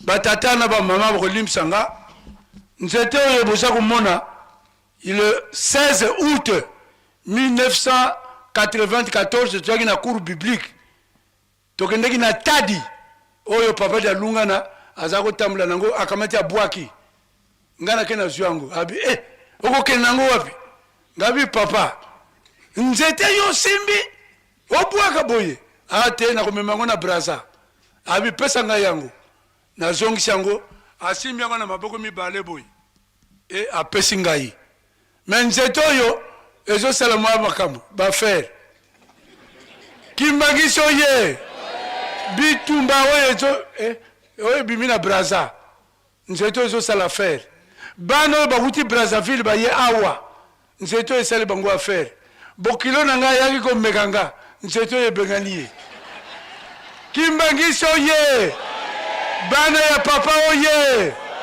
bandeko na ngai tosimba kaka mibeko nzambe aza musika te tala nkolo Yesu yo wana fandi kuna donc koyana ye ya mbala misato wana eza kaka barecherche na ngai donc koyana ye ya mbala misato ni wana fandi kuna papa lobi nasengaki yo tika nayebisa bandimi bayoka kaka siko makambo kobomba eza su te na ya Kimbangisi oye na yaki na cours biblique awa tango na ye na cours biblique na moni mokola vendredi tozako kokota te mokola mercredi pe tozako kokota te ngana lobi tika nakende kopesa mama Kiwasisulwa mbote parce que ndako wana ezalaki marche moko ezalaki bo mati oke na likolo wana mama azalaki kofanda wana mama Kiwasisulwa na mama na ngai mwasi ya tata Nsomi bilongi ndenge moko donc papa dia lunga na kolobaki basaba mapasa bako kutana na libanda awa nake nafukami napesi mama mbote mwana sango nini nga mama nga na yepa na yo parce que papa dia ngenda lobaki soki tozali lisusu te bokoki kobimisaka bamakambo na biso mama azali lisusu te nga na tuni mama nga naza na likambo ya kotuna yo oui mwana tuna nga mama bana yo bota ka bango ndenge nini asali abe parce que za mwana na ngai parce que za mwana na ngai bon na koyebiso kaka tangu tozalaka na mbeto tolali na tata lali kunanga na lali boye ekokoma na katikati ya butu tokolamuka mwana akomi na katikati nga me bana mibale papa José papa Rigan na papa Simoki Mbangu Kiangani na yebite ndenge nini na zwilaka bango me tangu na yoki na télévision papa ye moko apesi témoignage ngana lobi mama yebisaki ngali kambo wana donc yaza nani le Christ dans sa troisième venue tokolugule su et pas msusute kimbangi soye yangwana papa bobo mama bisote ndenge kasi oyoki te papa abotomelaki boye mama alobaki na ngai na butu bamona kaka bakomi na mwana na katikati maintenant ye moko papa apesi ndenge abotomelaki mama azalaki na mukumba maintenant mama alali papa abimi tango abimi ye sikasikoyo abotami ye pe alali na ye me alelaki te bola nango na YouTube bachangu deja kuna maintenant alelaki te siko papa la lunga na azongi lisusu na ndako tango azongi na ndako mama yozo lala kaka alamusi me yoso botaki te abaluka boye mwana za wana za mutu wana za nanye batatela ba mama maungu mantwa nkai donc maseke ya nyamo babenga kankai lio aza kolanda ye nkai akoti na libulu maseke bimi ale lio akomi wana simbi maseke yango azotunaka tata omoni nkai aleki awa te omoni ye te me wana osimbi nani nkai no wana ni maseke na ye ndenge biso bakimbangisi yango wana ndenge bakolere na nga bapasteur batangile biso na bible to simba musala na biso malamu to tonga nkamba lobi tokosepela awa papa merci lokolo pesinga mwa makasi oyo na lobili sikoyo totelemi wana na kombo ya tata mwana pe tata Molimo Centre. Merci papa Sylvain.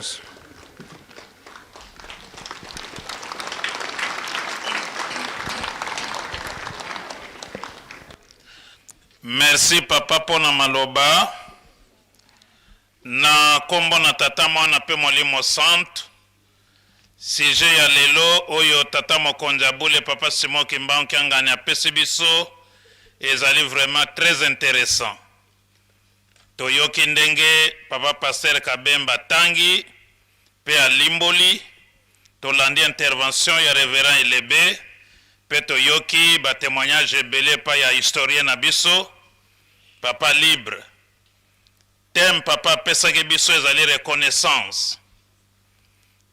Bible pe ba passage apesaki biso ekokani na likambo yango ya reconnaissance ndenge nkolo Yesu abikisaki di lepre pona bayuda soki moto abeli maladi ya mbala elingi koloba ete azali mosumuki c'est-à-dire asumukaki yango nzambe apesi etumbu bato ndenge wana bazala kozala na lisanga ya bato te ndenge Révérend Kabemba alobaki bazalaki mise en quarantaine c'est-à-dire ndenge tozala komona bato ya ebolawa ndenge wana pe mosika ya bato me ntango bayoki lisolo ya nkolo Yesu mobikisi bayaki pa na ye po ete ako akobikisa bango nzambe.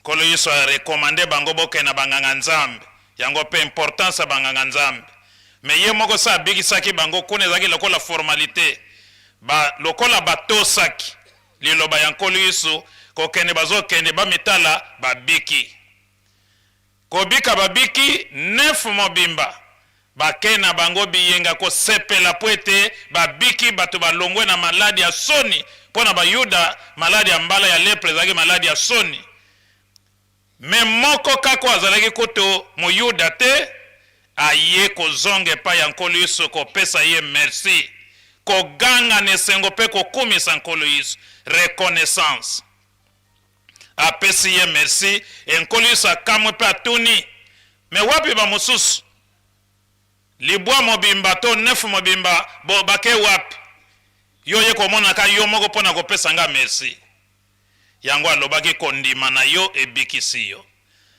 batata pe ba mama tozalaka reconnaissant tango nzamba asali yo bolamu fo kopesaka ye merci pe soki moninga asali yo molamu ifo kopesaka ye merci po tango osali moto bolamu ake na ye ata mwa wana alobi merci te epesaka moto asali bolamu wana mwa pasi na motema elobi akosunga yo lisusu te po ozali ingrat. Donc soki na moto kutu azomona pasi ebongo nzambe mokeli na biso. Donc tango moto asali yo bolamu foko zongisaka matondi foko pesaka ye merci. Yango ntina makambo ekosala malobi oyo papa président ya République ya Congo Brazzaville papa Denis Sassou Nguesso azo sala na papa Simon Kimbangu Kiangani pe na Lingomba général ndenge toyoki histoire papa révérend Daniel abeteli biso awa banda ezala na leta ezala na Lingomba makambo nyonso ndenge papa diangenda lobi awa na band e bandaka na Brazzaville toyoki meme lisolo ba timbre elongi atata Simon Kimbangu na timbre et puis etamboli mokili mobimba etango bazotuna oyo elongi ya nani oyo atata Simon Kimbangu aza nani. Donc eza pe évangélisation ya haut niveau kaka elongi ya pamba timbre ya pamba eza déjà message ezoleka. Donc en d'autres termes papa Denis Sassou Nguesso a contribué pe na évangélisation na kopanza sango atata Simon Kimbangu yango moni pe tata Kimbangu pazo batele pazo bundele bitumba po makambo ebele toyebaka te. Toyoki lisolo ya batembre pe toyoki lobi bakopesa papa médaille apesi médaille na papa Simon Kimbangu Kiangani en guise ya reconnaissance na bolamu oyo papa Simon Kimbangu Kiangani asaleli ye pe asali mpo na mboka Congo Brazzaville na nzela misala oyo papa diangenda bandaki na Kunzulu ake korenouveler yango to korehabilite yango lelo bile ya Kunzulu yo papa ozopesa ba semence biloko ebele na bato zotinda pona mosala ndenge tata Armel alobaki mokolo wana force nyonso semence bato bazowuta wana nkamba ekune pese lokumu makasi na mokonzi mboka po bake ko expose yango ti na France biloko ewuti na Congo Brazzaville ye église Kimbangisi ya Kunzulu ba œuvre ya papa Simon Kimbangu Kiangani ekuna pendenge lisolo ezali bakonzi nyonso ya leta baliaka biloko ya Kunzulu po eza bio basombaka ka yango ezala bafufu loso biloko nini oyo ya Kunzulu bato bazosepela yango makasi po lipamboli mpe ya nkamba ya tata Kimbangu eza na kati non seulement bio mais lipamboli mpe ezali na kati yango amoni ete tata ya boye papa Simon Kimbangu Kiangani aye kopesa lokumu na mboka na ngai ndenge papa diangena pa lobete bakimbangise tokolesa mokili mobimba e biloko wana ezolesa ka bakimbangise te e na Brazza kuna ezaka ba Congolais ya Brazzaville te kuna ba Français bazali ba Congolais ya RDC bazali ba Angolais bazali ba nationalité bele bazali kuna c'est-à-dire indirectement tozolesa bato nyonso ba West Africain baza kuna et puis ndenge peke na France exposé na France na foire ya France foire agricole e bato basombi yango ezali kaka ba français te ba anglais bazali ba allemand bazali ba américain bazali c'est-à-dire indirectement malobo yo papa diangenda lobaki ekokisami to lesi mokili mobimba à travers bato bazosomba biloko wana ba nationalité nyonso ya monde. Donc wana eza kaka ebandeli yango mokonzi mboka ya Congo Brazzaville amoni ete lokumu esengeli kene na papa Simon Kimbangu Kiangani a témoigner reconnaissance na ye na kopesa ye médaille eloko ya motuya pona leta soki ozwi médaille c'est-à-dire eza reconnaissance moko ya monene et même tango ozotambola meme basoda meme banani bakorespecte oyo balobi moto oyo aza intouchable po aza na elembo ya leta elembo ya mokonzi ya mboka Donc médaille eza elembo moko ya motuya ya valeur pe moto soki alati yango bato nyonso babangaka pe barespectaka ye basakanaka ne pamba te. Donc likambo mokonzi ya mboka asali ezali reconnaissance monene epai ya papa Simon Kimbangu Kiangani. Nakotala oyo papa Simon Kimbangu Kiangani aloni kuna, nakotala mateya na ye, nakotala kimia na ye, nakotala ete azali kaka pona koteya liloba na Nzambe te, meme kolesa bato libumu mpe ezali kolia. Et population azo kolia, ezaka bakimbangiste te. Nakotala makambo nyonso wana lobi, papa Simon Kimbangu Kiangani azo mérité reconnaissance na biso, yango ba pesi ye médaille, oyo tokomone événement koleka lobi. Donc papa, oyo mokonzi ya mboka ya Congo Brazzaville azali kosala, ezali ya minene. Azali très reconnaissant na papa Simon Kimbangu, très reconnaissant na papa Simon Kimbangu Kiangani. Donc tango sali déjà na papa Simon Kimbangu Kiangani, indirectement au sali yango na papa Diangenda, to na bamvoila, au sali yango na papa Simon Kimbangu en 1921. Yango azali na bénédiction pe protection ya tata Simon Kimbangu. En dehors na yango to yoki pe reconnaissance mosusu ya papa oyo balobi na biso Mandombe. Aye na nkamba wa miso akokufa papa Simon Kimbangu abikisi ye, ake kuna en tant que chef à groupement talaka bamboka 7 mobimba, asangisi atei bango na likambo moneno yo tata Kimbangu asali, nde bosangisa biloko tokene kolesa nkamba. Kolesa nkamba nzoka nde bandaki na 1921. E makamango ebandaki wapi? Na Congo Brazzaville. Yango mokanda mibale Révérend Kabemba yeko tangela biso ya 2 Corinthiens 9 un suivant. Kuna pena bayuda Saint Paul azako sala yango. Saint Paul azako sangisa azako na mangombo ya kelaki na kombo ya nkolo Yesu kote ya bango pe ko sangisa biloko na mbongo kokene kotika na Yerusalemu ya sika. Zoka de Saint Paul wana zalaki mo bomi pe mo nyokoli ya bandimi. Batu nyonso bazako ndimela nkolo Yesu azako kanga bango, azako nyokola bango ko persécuter bango. Metango nkolo Yesu ake komila aksepa na ye a comprendre nzoka nde nazako bundisa Nzambe. Paul lokola bayuda na religion na bango bazako ndenge tolobaka bankaka basambilanga monkumbwa se bamanisi. Donc bango bazako yebaka tata Nzambe. Kolo Yesu bayebaki ete po abotamaki yeko botama na tango wana me ndenge lobama ko sambela banzambe mosusu te, bango bazokanisa ke Nzambe kaka ye wana moko. Me nzoka nde Nzambe na mayele na ye ayeko botama na mwana na ye akomi Yesu. Donc deuxième personne à Dieu. Aye pona ko bigisa bango ba Yuda indirectement mokili mobim. Mais bango ba comprendre te ba lobi oyo mwana ya Marina mwana ya Joseph bandegone peto yebiye. Azana ye Nzambe te. Donc mutu nyonso zondi melankolo Yesu bazo kanga parfois ko boma ko nyokola. Ndenge moko na église kimbangisi. Bo nyonso zako ndimela tata Simon Kimbangu ne bandeli ko kanga ko nyokola. Parfois ko boma. Lelo ndenge to mwana ka histoire ya 37 000 familles, 150 000 martyrs. Ka ndenge zalaki ne bandela lingoma ya nkolo Yesu. Yango pe tozali ko vivre na église kimbangisi. Et même ti lelo pe ba muso bandimaka teke tata Kimbangu azali molimo mosanto Nzambe. Kaka ndenge pe ba Yuda Saint Paul azako bundisa ba nyonso bandimela nkolo Yesu. Balobi bazo sambela mutu. Ndenge pe balobaka na biso bo sambela ka mutu. Nzoka nde Yesu pe azalaki mutu to azali mutu. Azandekete. Azape na famille na ye. Mais par la foi nous avons crié. Ndenge moko papa likambo ezali. Yango nkolo Yesu ndenge Saint Paul azako kanga bango tango ayeko sosola.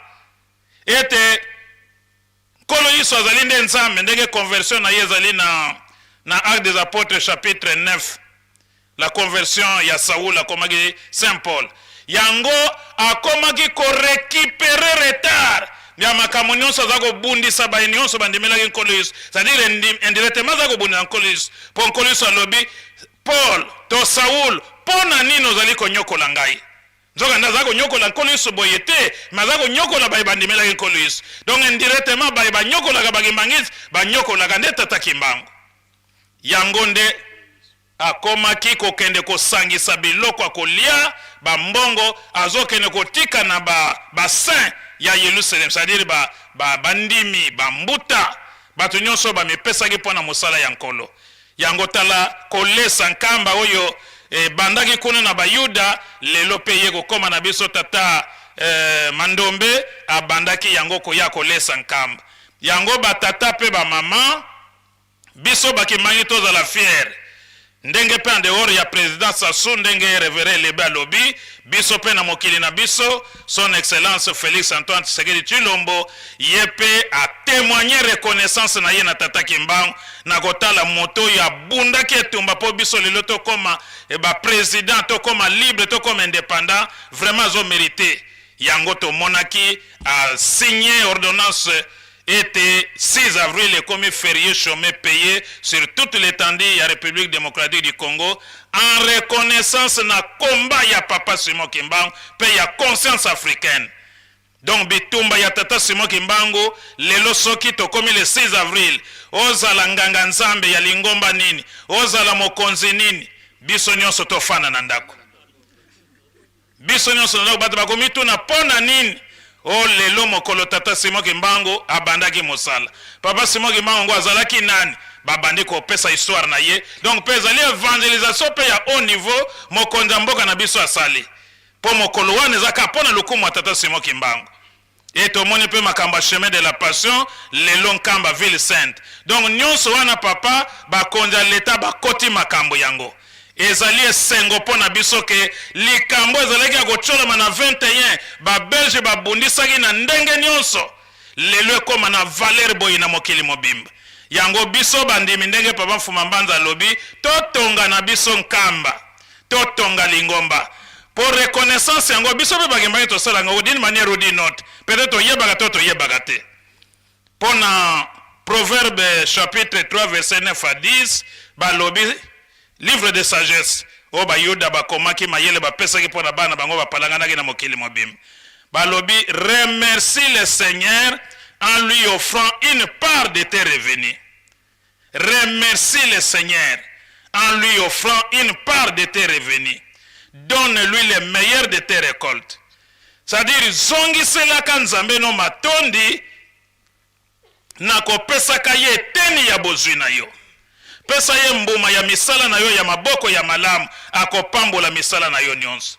Yango moni biso bakimangi tozalaka fier ya kokabela nzambe na bantsinsani na makabo na opération nyonso papa $5 chaque mois chaque mois kimbangisi zalane sengo kopesa o papa $20 soki na batata pona kosomba bateau de pêche to pesa o papa soki $50 to $20 na grand bande no pobo bosomba toli ya ndako na bino pesa nyonso wana ezali reconnaissance soki tozoyeba te ezali acte de reconnaissance na bolamo nzambe azosalela biso mikolo elekaki ndeko moko atinelanga mwa video moko ya moto moko ya mbongo ebele ake na hôpital abelaki makasi batie eti na oxygène ntango akomi makasi baye kopesa ye facture ntango bapesa ye facture abandi ko atali mbongo ebele kuna non mbongo ebele kutu te po aza nango atali soki $3500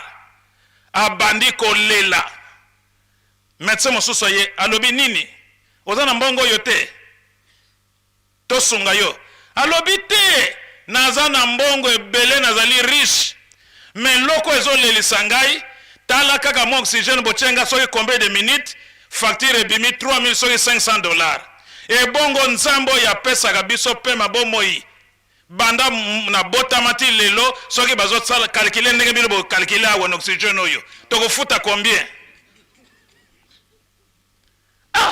wana leson te oxygène apama na hôpital mbongo ebele ebongo mpe mabomo oyo nzambe apesaka biso mikolo nyonso mpo na nini tozongisele matondi te po ozwa $50 to 1000 francs pesa na ntitsani to opération papa 5 c'est ça problème kimbangisi ezwa mayele kolanda moto te mondimi tala kaka ya yo reconnaissance yango leson to teme monene papa pesi biso lelo donc ndenge mokonza mboka Brazzaville azozwa lokumu ndenge mokonza mboka na biso azozwa lokumu yo pe kimbangisi na reconnaissance tozosala lokumu ezali kozela biso mapambo ezali kozela biso oyo tokozwa eleki oyo kutu tozopesa yango soki papa asengi kokangelaka ye motema te eza mpo na bolamu na yo moko eza mpo na bolamu na yo moko ye papa Mfuma Mbanza alobi basalelaka nzambe ntango oza na bomoi ntango oza na mokili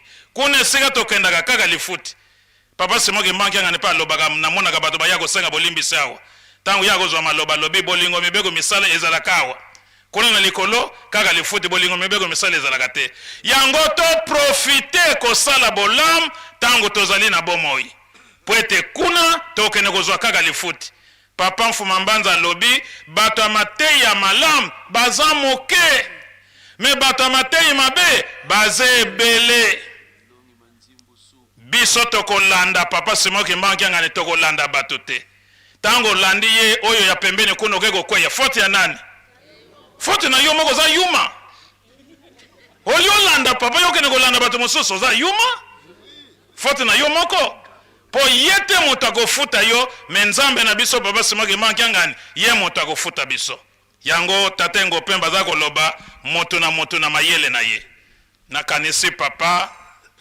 oyo tokoki kobakisa likolo ya explication nyonso kitoko epesami yango wana reconnaissance biso tozala reconnaissant po ete nzambe asepelaka na moto azalaka reconnaissant akopambola ye mpe akopesa ye ya koleka oyo ye azali na yango na nkombo na tata mwana mpe molimo santo.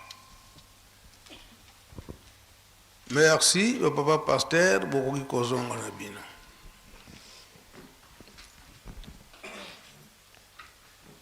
Koloba ete programme oyo bapesaki biso na ebandeli yango tokolanda lobi libondeli na biso ezali ngonga ya liboso ekobeta na 8h30 pe ya mibale 9h30 po ete soki kilte esili tobimi awa ye moko tata mokonzi abule seremoni ya koyamba mamedai na ye ekosalama lobi esengo te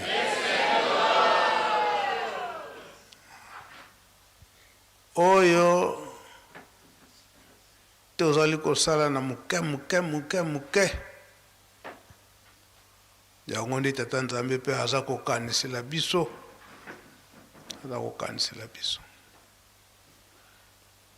yango bazoteya biso eke tozala bana botosi ndenge tolandi na message ya papa Mfuma Mbanza papa Dialunga na Kiangani ete ngomba azali kobundisa yango banda na ye moko papa Simoki Mbangu etikali na mama Mwilu babundisi abamvoala misato babundisi elelo oyo pe bitumba ezali te kasi nzambe akolongaka kaka tomipesa tozonga nsima te nzembo ebimaka na ntango wana eke mudibundu bantu bankaka bena mavangu maumana babaswekanga mampila nkaka mwana mampila nkaka unu menao bie mena kamenako mamingi donc bizalela ndenge mususu oyo lingomba azali kopekisa biso tozwa na yango na kati akolela na biso kolo yokela ngai bakosaki ngai suka aye koloba ete naye komizongisa tozala na esika wana yango papa Simoki Mbangu Kiangani aza kozongisela biso makambo nyonso ndenge batata balobelaki yango bato masengi nya mabe oyo bazali koloba na biso bomipesa banda kala bongo bozozwa nini ozali kozwa nini kasi papa mfumu alongo papa liangenda bandaki kolemba te koloba na biso ete bolanda biso lokola kaka bakufi miso toyebi te suivez-nous aveuglement po soki totali lelo oyo ngomba ndenge ezali kotongama na mpasi soko okebi te ozongi nsima kasi yo mutu oza na elembo na bango kozonga nsima te tolandi ndenge papa mfuma mbanza azalaki koinsiste na botongi Yelusalemi. Papa mfuma mbanza ntango mosusu abandaki kotuna ngalu yo yele tunganga nsendo etukuntwala wena akeba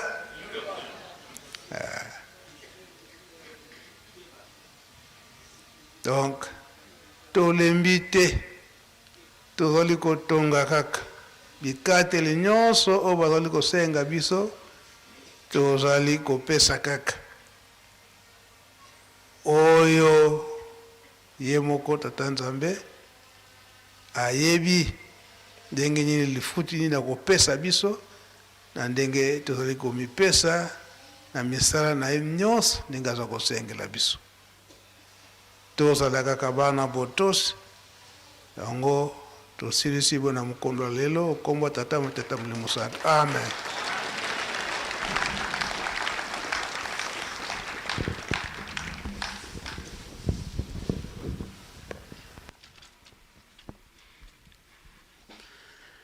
Imbangismo